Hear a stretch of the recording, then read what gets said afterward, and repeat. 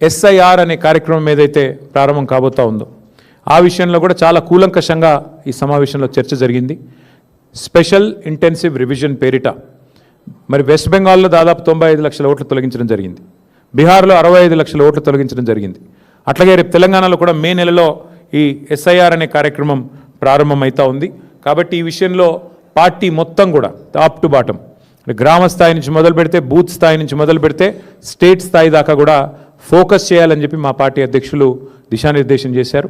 ఈ విషయంలో ఎందుకంటే ఓట్ల తొలగింపు ప్రక్రియ పేరిట జరిగిన నాటకం, దొంగ ఓట్ల చేర్పుల వల్ల జూబ్లీహిల్స్ ఎన్నికల్లో జరిగిన నష్టం దాదాపు 15,000 దొంగ ఓట్లు జూబ్లీహిల్స్ ఎన్నికల్లో మా ఓటమికి కూడా కారణమే అనే ఒక అభిప్రాయం కూడా సమావేశంలో వ్యక్తం కావడం జరిగింది.